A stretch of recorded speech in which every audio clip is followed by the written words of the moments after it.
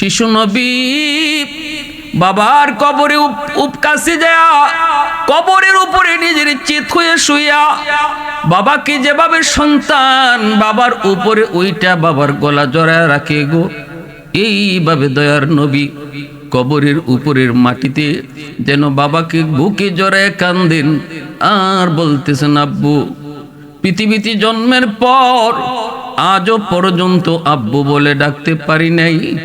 বাবা ডাকের ভিতরে কত মজা আমি নবী তা জানি না, আমি মুহাম্মদ তা জানি না। চোখের সামনে আমার বন্ধুদেরকে বাবা আদর করে চুমু খায়, সন্ধ্যা হয়ে গেলে পরে বাবা সন্তানের খুঁজে বের হয়, কিন্তু আজও পর্যন্ত তুমি আমাকে কোনো দিন নিতে আসলা না। আব্বু আমি আমার মনকে কেমনে বুঝাই। এই বইলা যখন দয়ার নবী ইনি বিনিয়ে কানতেছেন, কয়েকজন ইহুদি নবীর কান্না দেইখা তারাও কান্না শুরু করলো। ইহুদি একজন পাদ্রী, সে তাওরাত কিতাবের পণ্ডিত ছিল। নবীজির কান্না দেইখা এবং নবীজির চেহারা দেইখা, নবীর লক্ষণগুলি দেইখা ইহুদি পণ্ডিত চিনে ফেলেছে এই বালক তো মুহাম্মদ, মনে হয় আখির নবী। সাথে সাথে ডাক দিয়া বলতেছে, মা গো এই বাচ্চা বুঝি তোমার? নবীজির আম্মা কান্দেন আর চোখের পানি মুছে বলেন, হ। ইহুদি পণ্ডিত কয়, বাচ্চার নাম মুহাম্মদ, তোমার নাম আমেনা। আর কবরে যে শুয়ে আছে গো, এই কবরের মানুষটা হলো তার বাবা, নাম হলো আব্দুল্লাহ। নবীজির আম্মা আমেনা অবাক হয়ে গেলেন, কেমন করে আপনি জানেন আমার নাম আমেনা, আমার সন্তানের নাম মুহাম্মদ, বাবার নাম আব্দুল্লাহ কেমন করে জানেন? ইহুদি পণ্ডিত কই, মা আমি তাওরাত কিতাবের একজন পণ্ডিত। তাওরাত কিতাবের ভিতরে আখির জমানার নবী কখন আসবেন, কোন সময়ে আসবেন, কখন মদিনায় আসবেন, বাবার নাম কি হবে, মার নাম কি হবে, চেহারাটা কেমন হবে, তার লক্ষণ কি হবে, সবগুলি আমি যখন মিলাইলাম একে একে সবগুলি মুহাম্মদের সাথে মিলে গেল। এজন্য আমি চিনে ফেলেছি গো মা, আর দেরি করো না, মদিনার আবহাওয়া ভালো না, এখানে কিন্তু তার ক্ষতি হতে পারে, দ্রুত তোমরা মক্কায় চলে যাও। আল্লাহর নবীকে লইয়া নবীর মা আমেনা নবীকে নিয়ে তিনি আবার রওনা দিয়া দিছেন। সাথে উম্মে আয়মন। মক্কা মদিনার মাঝামাঝি রাস্তা বোয়া, যেখানে কোনো মানুষ নাই, ঘর নাই, বাড়ি নাই, এমন এক জায়গায় আসা মাত্রই রাত শেষ রাতের দিকে নবীর মা আমেনা তিনি অসুস্থ হয়ে পড়লেন।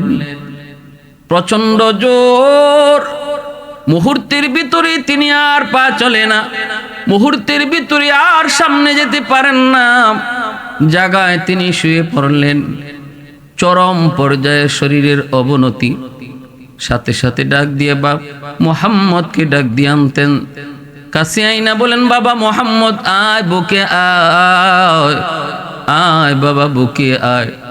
মনে হয় সূর্য ডোবার পরই আর মা দুনিয়াতে থাকবো না। আয় বাবা বুকে আয়। কেমন করে মা তোরে কই, কেমন করে মা তোমারে বুঝাই? বাবার কবর দেখতে আইসা মা কেউ হারাইতেছো, বাবার কবর দেখতে আইসা মা কেউ হারাইতেছো, কেমনে তোমারে কই রে বাবা? আয় মার বুকে আয়, এই বুক আর কোনোদিন পাইবা না। আয় বাবা আয়। শিশু নবী মায়ের বুকের উপরে ওইটা হাও মাও করে কান্দে আর কই, মা ও মা তুমি আমাকে সাগরের মাঝখানে কার হাওলা করে যাইতেছো গো মা? নবীজির আম্মা আমেনা চোখের পানি মুছে আর কই, তোমার হাওলা আমার আল্লাহ, আমার আল্লাহ তোমার জিম্মাদার, জিম্মাদার, জিম্মাদার। উম্মে আয়মনকে ডাক দিয়া কাছে আইনা উম্মে আয়মনের হাতটা নবীর হাতের লাগে মাঝে লাগাইয়া নবীজির আম্মা কাঁদতেছে আর কয়, উম্মে আয়মন আজ থেকে আমার মুহাম্মদকে তুমি আমার মতোই দেখবা। আমার মতোই আদর করবা, যেন মার অভাবটা তোমার কাছ থেকে পূরণ হয়। উম্মে আইমন, তোমার কাছে আমি দুনিয়ার বাহ্যিক দৃষ্টিতে তোমার কাছে আমার মুহাম্মদকে রেখে গেলাম। নবীর গালে কপালে চুমুক খাইতে লাগলেন, চোখ থেকে অশ্রু ঝরে, নবীজি হাউমাউ করে কান্দেন। আল্লাহ তার হাবিবকে মা হারা বানাইতেছেন এমন এক জায়গার যুবক, যেখানে কোনো মানুষ নাই, যেখানে কোনো বসতি নাই, মরুপ্রান্তর আবুয়া নামক জায়গায় আমার নবী দয়ার নবী মাকেও তিনি হারাইলেন।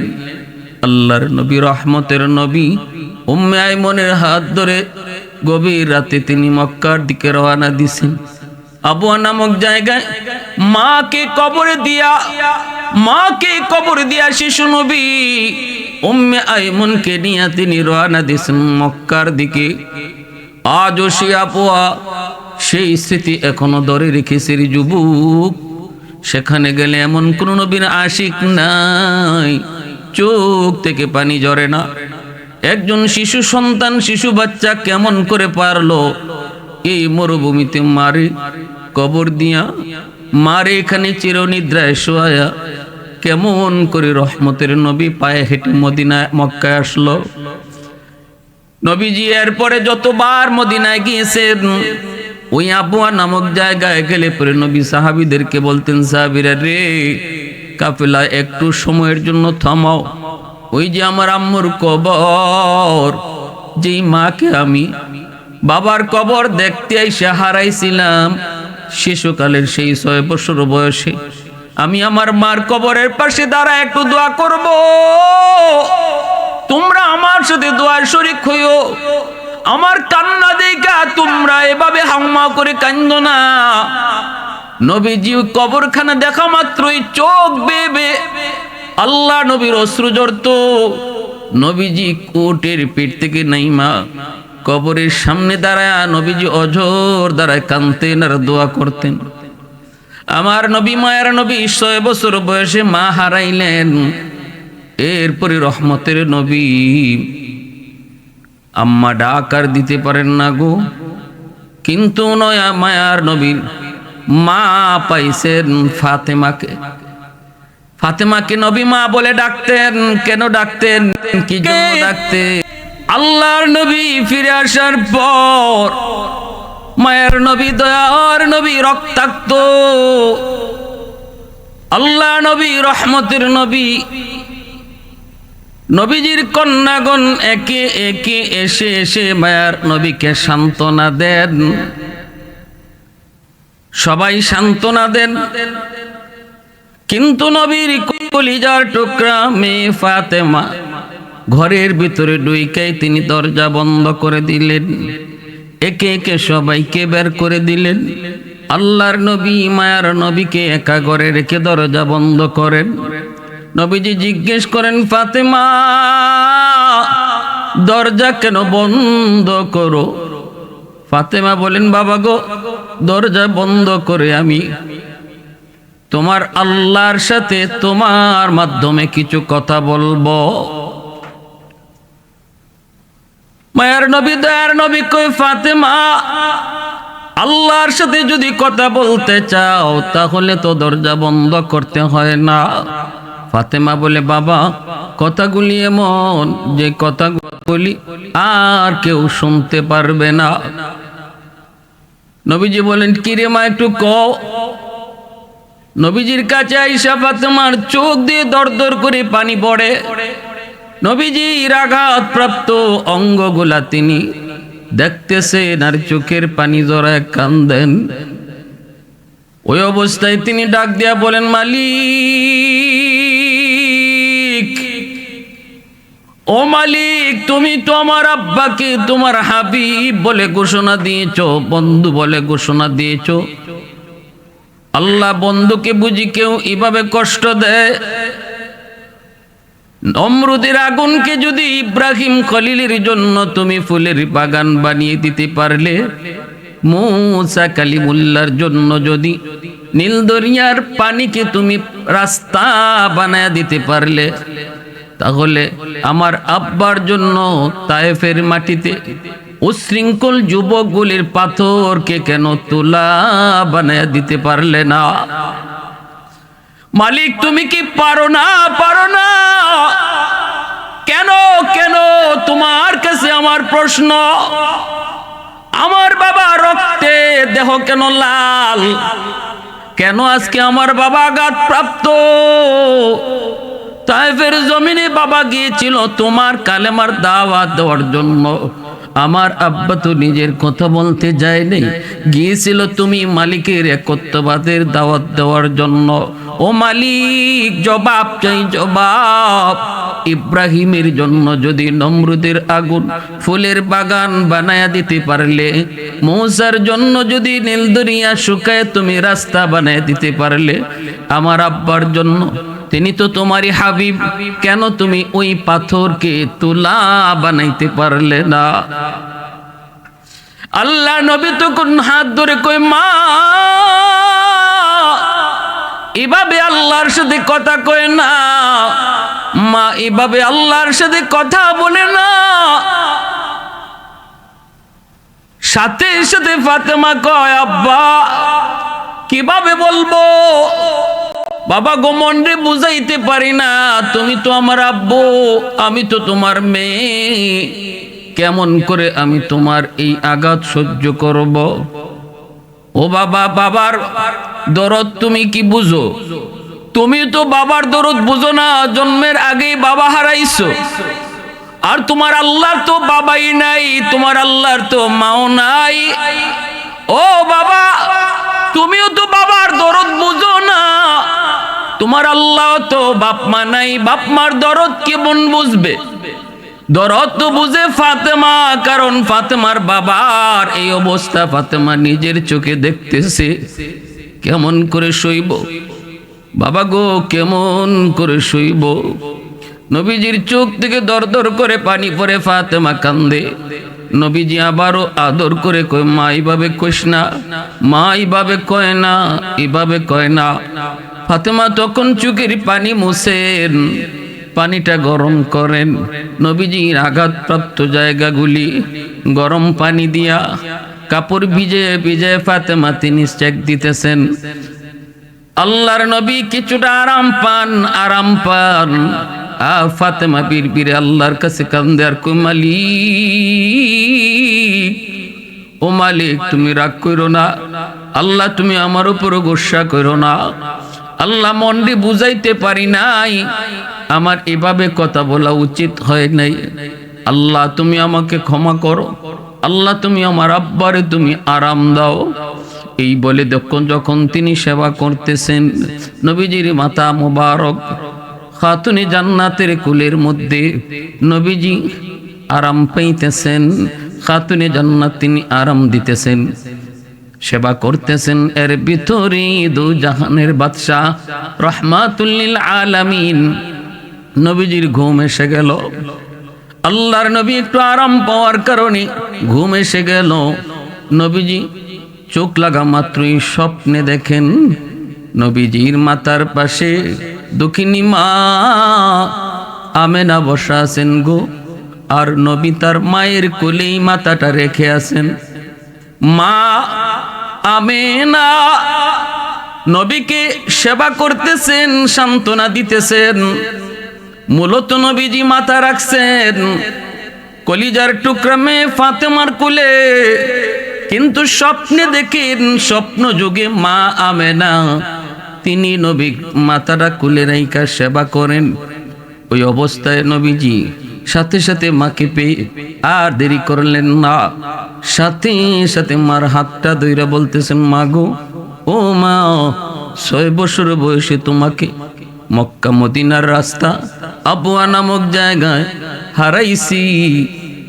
সেদিন থেকে আর কোনোদিন মা বলে ডাকতে পারি নাই।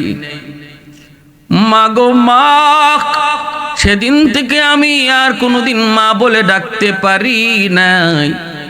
মা, আজ অনেক দিন পরে তোমাকে পেয়েছি, আজ আমি তোমাকে যেতে দেব না। মায়ার নবী দয়ার নবী এতিম, জন্মের আগে নবী বাবা হারাইছেন, 6 বছর বয়সে মাকে হারাইছেন। আব্বু আব্বু বলে ডাকেন, মা আমার আব্বু কই? কত বাবা তার সন্তান কি কপালে চুমু দেয়, আদর করে। এই দৃশ্যগুলি যখন আমি দেখি গো, আমি আর নিজেকে সামলায় রাখতে পারি না। অঝোর দাঁড়ায়, চোখে অশ্রু ঝরে, শুধু চিন্তা করি আজ যদি আমার আব্বা দুনিয়ায় থাকতেন, আমার আব্বা তো আমাকে এইভাবে আদর করতেন। মা আমার আব্বা কোথায়, আব্বা কোথায়?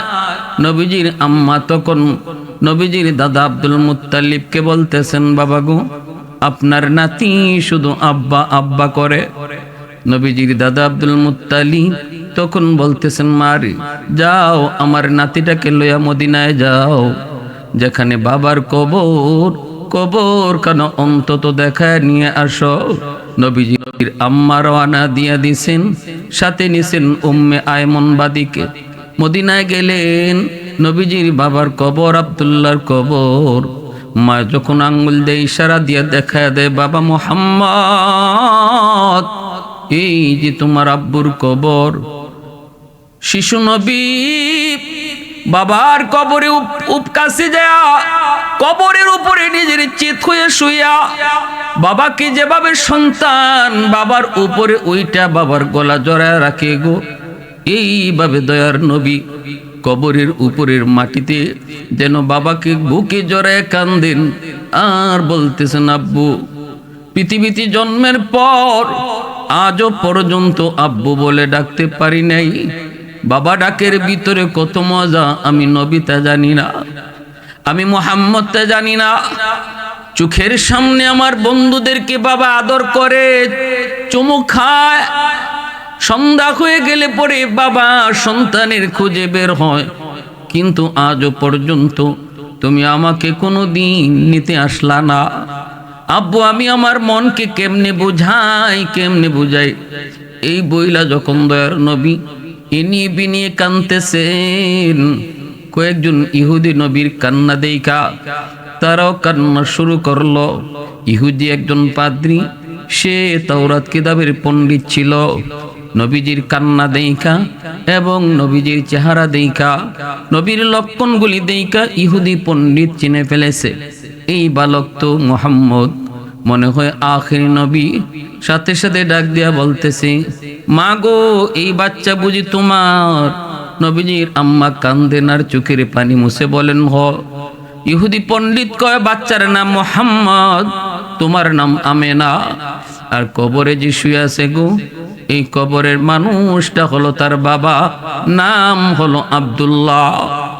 নবীজির আম্মা আমেনা অবাক হয়ে গেলেন, কেমন করে আপনি জানেন আমার নাম আমেনা, আমার সন্তানের নাম মুহাম্মদ, বাবার নাম আব্দুল্লাহ কেমন করে জানেন? ইহুদি পণ্ডিত কই, মা, আমি তাওরাত কিতাবের একজন পণ্ডিত। তাওরাত কিতাবের ভিতরে আখিরি জমানার নবী কখন আসবেন, কোন সময়ে আসবেন, কখন মদিনায় আসবেন, বাবার নাম কি হবে, মার নাম কি হবে, চেহারাটা কেমন হবে, তার লক্ষণ কি হবে, সবগুলি আমি যখন মিলাইলাম, একে একে সবগুলি মুহাম্মদের সাথে মিলে গেল। এজন্য আমি চিনে ফেলেছি গো মা।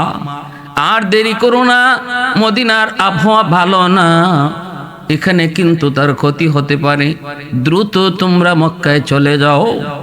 আল্লাহর নবীকে লইয়া নবীর মা আমেনা নবীকে নিয়ে তিনি আবার রওনা দিয়া দিছেন, সাথে উম্মে আয়মন। মক্কা মদিনার মাঝামাঝি রাস্তা বোয়া, যেখানে কোনো মানুষ নাই, ঘর নাই, বাড়ি নাই, এমন এক জায়গায় আসা মাত্রই রাত শেষ রাতের দিকে নবীর মা আমেনা তিনি অসুস্থ হয়ে পড়লেন, প্রচন্ড জ্বর।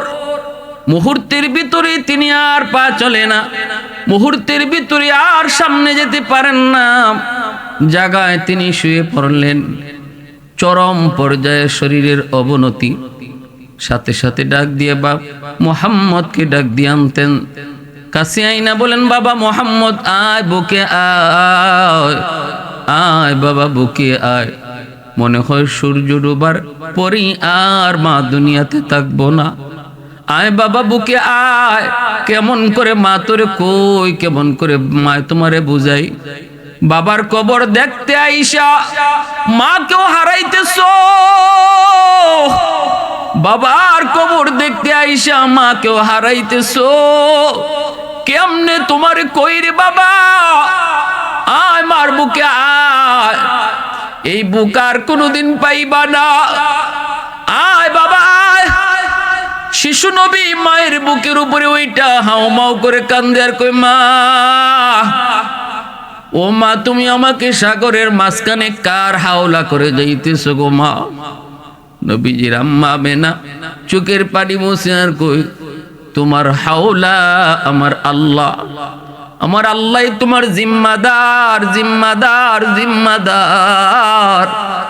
উম্মে আইমনকে ডাক দিয়া কাছে আইনা উম্মে আইমনের হাতটা নবীর হাতের লাগে মাঝে লাগাইয়া নবীজির আম্মা কাঁদতেছে আর কয়, উম্মে আইমন, আজ থেকে আমার মুহাম্মদকে তুমি আমার মতোই দেখবা, আমার মতোই আদর করবা, যেন মার অভাবটা তোমার কাছ থেকে পূরণ হয়। উম্মে আইমন, তোমার কাছে আমি দুনিয়ার বাহ্যিক দৃষ্টিতে তোমার কাছে আমার মুহাম্মদকে রেখে গেলাম। নবীর গালে কপালে চুমুক খাইতে লাগলেন, চোখ থেকে অশ্রু ঝরে। নবীজি হাউমাউ করে কান্দেন। আল্লাহ তার হাবিবকে মা হারা বানাইতেছেন এমন এক জায়গার যুবক,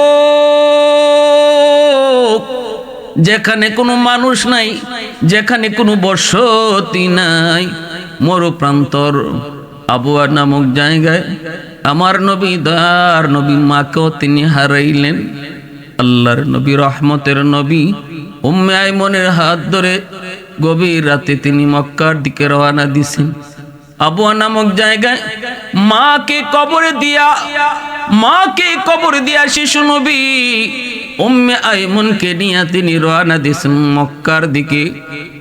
আজও সে আবুয়া সেই স্মৃতি এখনো ধরে রেখেছে যুবক। সেখানে গেলে এমন কোন নবীর আশিক নাই, চোখ থেকে পানি ঝরে না।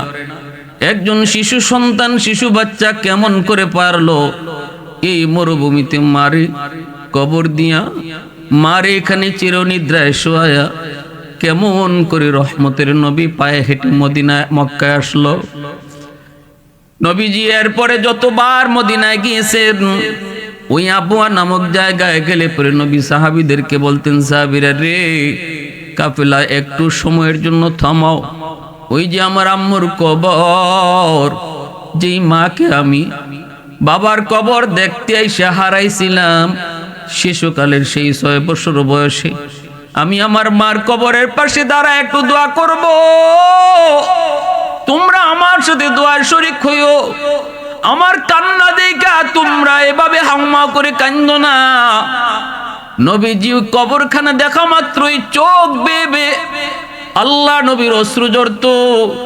নবীজি কোটের পেট থেকে নাইমা কবরের সামনে দাঁড়ায় নবীজি অঝোর দাঁড়ায় কাঁদতেন আর দোয়া করতেন। আমার নবী, মায়ের নবী 6 বছর বয়সে মা হারাইলেন। এরপরে রহমতের নবী আম্মা ডাকার দিতে পারেন না গো, কিন্তু নয়া মায়ার নবীর মা পাইছেন ফাতেমাকে। ফাতেমাকে নবী মা বলে ডাকতেন। কেন ডাকতেন, কি জন্য ডাকতেন? কারণ হলো রহমতের নবী, মায়ের নবী মার কাছ থেকে যে আদর সন্তান পায়, এই আদরটা, এই সোহাগটা, এই সান্ত্বনাটা, এই সেবাটা খাতুনে জান্নাত তিনি আমার মায়ার নবীকে করতেন। আম্মা জান খাদিজাতুল কুবরা রাদিয়াল্লাহু তাআলা আনহার ইন্তেকালের সময় নবী যেমন কান্দেন, ফাতেমাও কান্দেন। ফাতেমা চুঠো। নবী যখন বারবার শুধু একই চিন্তা করে কাঁদতেছিলেন, চোখের পানি জড়া, আমার খাদিজা যতদিন ছিল বেদিন বেঈমানরা আমার দিকে চোখ তুলে তাকাইতো না। খাদিজা আমাকে সান্ত্বনা দিত।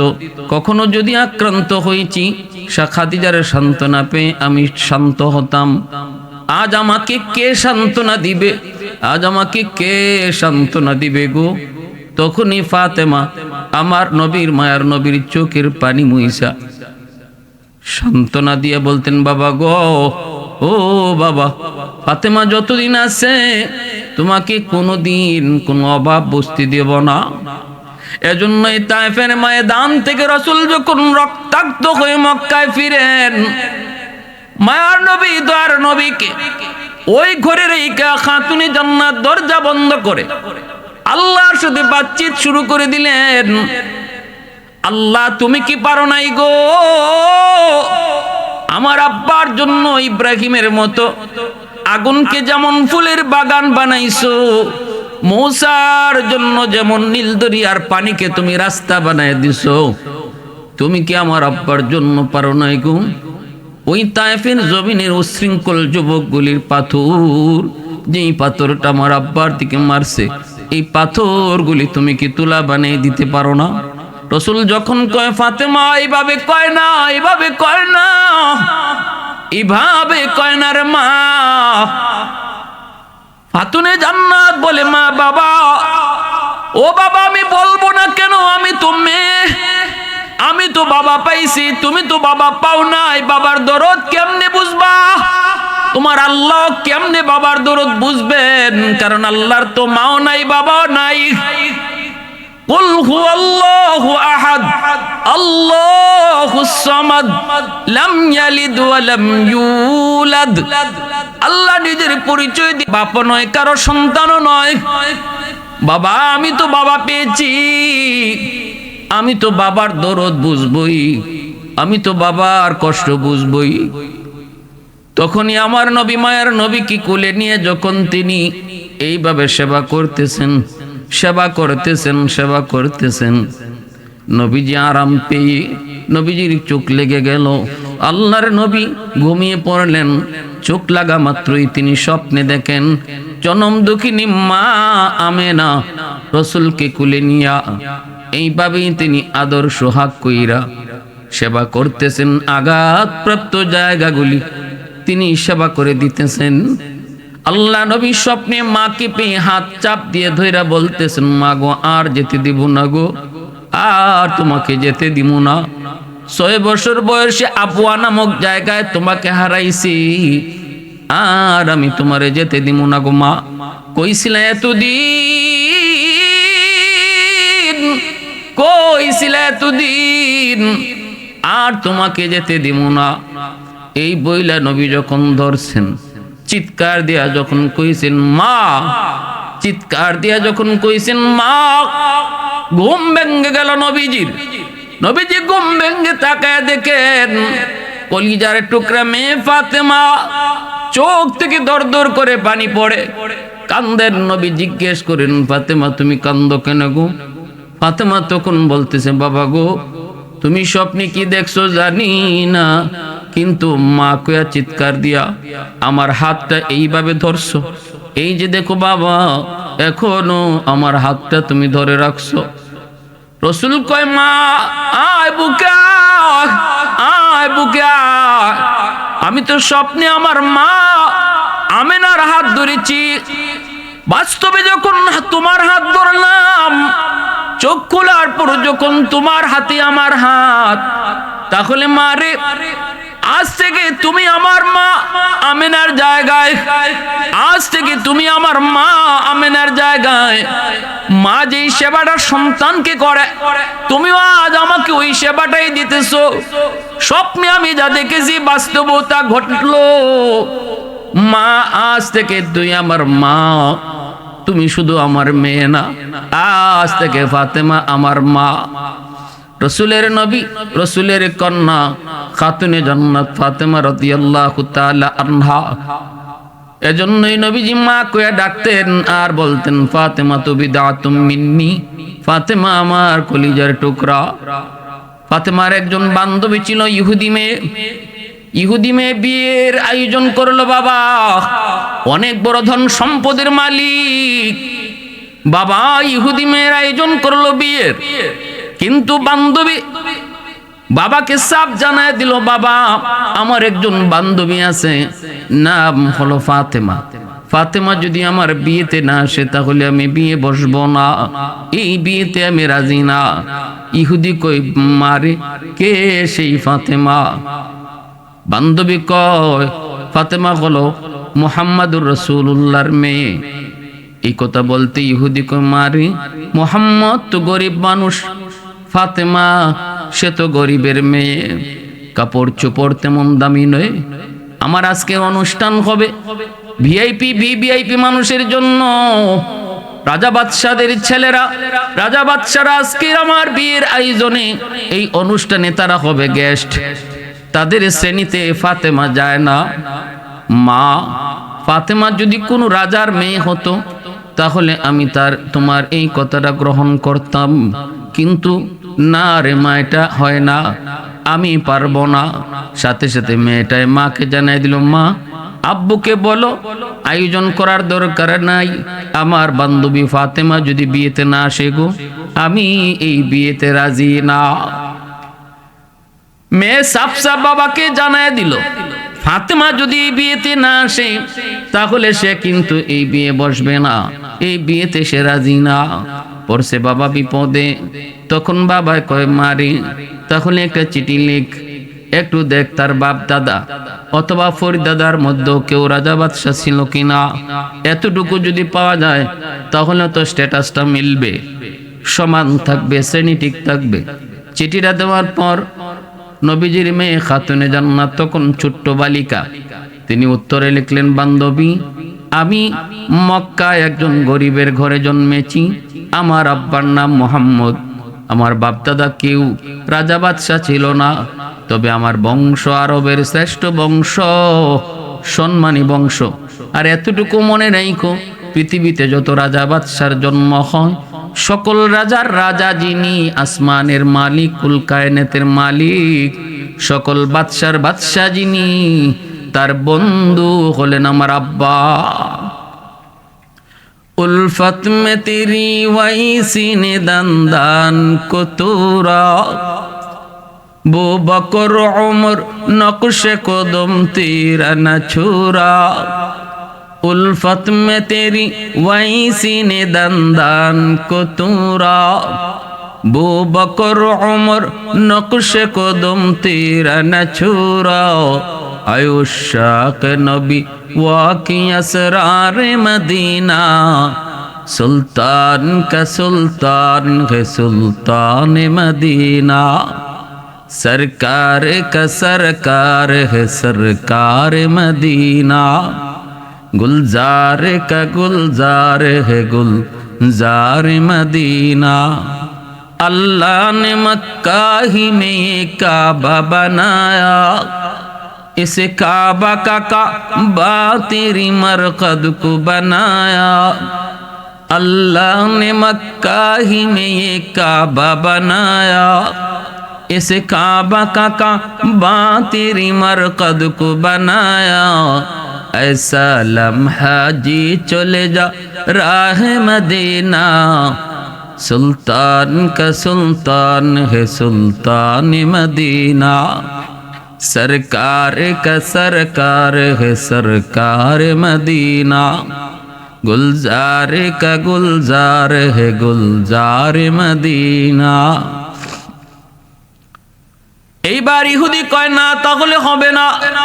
মেয়ে সাফ সাফ জানায় দেয়, তাহলে আমিও বিয়ে বসবো না। পড়লো বিপদ। আল্লাহ নবী, রহমতের নবী, মায়ার নবীর কাছেও যখনই খবর চলে আসলো, সাথে সাথে জিব্রাইল আমিন। ঘটনা তো আল্লাহ পাক সব দেখতেছেন, শুনতেছেন। আল্লাহ কয়, ফাতেমা গরিবের কাপড় পরে যাবে বিদায়। এই মানুষগুলা ইহুদি ফাতেমাকে বিয়েতে নিতে রাজি হয় না, দাওয়াত দিতে রাজি হয় না। জিব্রাইল, তুমি জান্নাত থেকে ফাতেমার জন্য 2টা কাপড়ের সেট তার জন্য নিয়ে যাও। জিব্রাইল আমিন জান্নাত থেকে 2 সেট কাপড় নিয়ে আসলেন। আল্লাহর নবী, রহমতের নবী, মায়ার নবী, দয়ার নবী যখন ফাতেমাকে বললেন, ফাতেমা কাপড়গুলা খোলো, প্যাকেটটা খোলো, জিব্রাইল জান্নাত থেকে তোমার জন্য কাপড় নিয়ে এসেছে। খাতুনে জান্নাত ফাতেমা রাদিয়াল্লাহু তাআলা আনহা ওইদিকে ইহুদির মেয়ে জানায় দিছে, বাবা ফাতেমার গায়ে কি কাপড় থাকলো না থাকলো, কতটা দাম আর কতটা কম দাম, এটা দেখার বিষয় নয় বাবা। শুনো, ফাতেমা মক্কার সবচেয়ে সম্ভ্রান্ত বংশের মেয়ে, কুরাইশ বংশের মেয়ে। তার বাবা মুহাম্মদ নবী মানতে তোমরা না পারো, ধর্মের ভিন্নতা থাকতে পারে, কিন্তু মুহাম্মদকে আলামিন উপাধি দিয়েছে ওই কাফির কুফফাররাই। তোমরাই মুহাম্মদকে আলামিন বলো, সম্মানী বলো, একজন সম্মানী ব্যক্তি। অতএব বাবা আমি জানাই দিলাম, দাওয়াত দেওয়াই লাগবে। ফাতেমা কি কাপড় পরে আসলো সেটা দেখার বিষয় নয়, ফাতেমা না আসলে আমি বিয়ে বসবো না। শেষ পর্যন্ত জান্নাতি পোশাক তিনি পাইলেন। এই জান্নাতি পোশাক পইরা যখন বান্ধবীর বিয়ের আসরে তিনি ঢুকলেন, সবগুলি মানুষের কান খাড়া হয়ে গেছে। দুনিয়ার কাপড়ের সাথে কোনো মিল নাই, দুনিয়ার কাপড় এত সুন্দর হয় না, জান্নাতি কাপড় এত সুন্দর, এত সুন্দর, এত দামি, এত অলংকার সজ্জিত। সবার চোখ খারাপ হয়ে গেছে, কান খারাপ হয়ে গেছে, চোখগুলা বড় বড় হয়ে গেছে। বান্ধবীর কাছে যা বসলেন, শুধু কাপড়ের সৌন্দর্য নয়, এই কাপড় থেকে এমন এক খুশবু বের হইছে, গোটা এলাকা খুশবুতে মোহিত হয়ে গেল। বান্ধবী কাছে বইসা কয়, বান্ধবী এই কাপড় কোত্থেকে আনছো? সবাই তোমার পোশাকের দিকে তাকায়, পোশাকের দিকে সবাই তাকায়, কোন মার্কেট থেকে পোশাক আনছো সবাই তো জানতে চায়। খাতুনে জান্নাত কই, বান্ধবী এটা দুনিয়ার কোন মার্কেট নয়, এই পোশাকের সেলসম্যান হলেন জিব্রাইল, মালিক হলেন আল্লাহ, মার্কেটের নাম হলো জান্নাত। বান্ধবী কই, এই মার্কেটে কেমনে যেতে হয়? কই মার্কেটে যাওয়ার রাস্তা হলো সিরাতে মুস্তাকিম, একটা কালেমা পড়তে হয়, ওই কালেমা পড়লে পরে এই পথ পাওয়া যায়, এই পথ পাওয়া যায়। কোন সেই কালেমা একটু কও? সবাই তো কাপ্পা কাপড় দিকে, পোশাক দিকে পাগল। কও সেই মার্কেটে যাওয়ার রাস্তা কোনটা? কেটে যাওয়ার রাস্তা হলো লা ইলাহা ইল্লাল্লাহু মুহাম্মাদুর রাসূলুল্লাহ সাল্লাল্লাহু আলাইহি ওয়াসাল্লাম। অধিকাংশ মানুষ এই কথা শুই না কালেমা পড়ে, ওই কথা শুই না সবাই অবাক হয়ে গেল, সবাই অবাক হয়ে গেল। আর বাবার বলে দেওয়া সেই কালেমা মেয়ের মুখ থেকে শুই না কালেমা পড়ে সবাই মুসলমান হলো। উপস্থিত মজলিসে অনেকেই কালেমা পড়ে মুসলমান হলো। ভাইরা, বন্ধুরা, রসুলের কলিজার টুকরা মেয়ে খাতুনে জান্নাত, জান্নাতের সকল মহিলাদের সরদারিনী, রসুল যাকে মা কয়ে ডাকতেন, রসুল যার ব্যাপারে বলছেন ফাতেমাতু বিদআতুম মিন্নি, জান্নাতের সকল মহিলাদের সরদারিনী, যিনি পৃথিবীর 4 জন সুন্দরী নারীদের মধ্যে একজন, এই 4 জনের একজন হলেন হযরত ইব্রাহিম আলাইহিস সালামের প্রথম বিবি সারা আলাইহিস সালাম। পৃথিবীর যে 4 জন সুন্দরী মহিলা ছিলেন, নারী ছিলেন, এর ভিতরে তিনি একজন। দ্বিতীয় জন হলেন হযরত মরিয়ম আলাইহিস সালাম, ঈসা আলাইহিস সালামের আম্মা। আরেকজন হলেন ফেরাউনের বিবি হযরত আসিয়া আলাইহিস সালাম, তিনি হলেন বিশ্ব সুন্দরী। চতুর্থ জন হলেন রাসূলের কলিজার টুকরা মেয়ে ফাতেমা রাদিয়াল্লাহু তাআলা আনহা। এত সুন্দর, সুন্দর শুধু চেহারা দেখে সুন্দর নয়, সুন্দর মাপ করা হয় চারিত্রিক দিকটাও যার সুন্দর ছিল। যেমন তার রূপ সুন্দর, তেমন তার চরিত্র সুন্দর। এই 4 জন মানুষ পৃথিবীর ইতিহাস গড়ে গেছেন। যেমন বাহ্যিক সুন্দর, তেমন ভিতরে ছিল তাদের সুন্দর। আল্লাহ পাক রব্বুল আলামিন খাতুনে জান্নাতের মতো আমাদের জীবন গড়ার তৌফিক দান করুন। প্রতিটা মা বোনকে তার জীবনী পড়ার, তার জীবন মতো নিজের জীবন গড়ার তৌফিক আল্লাহ দান করুন। ও আখির দাওয়া।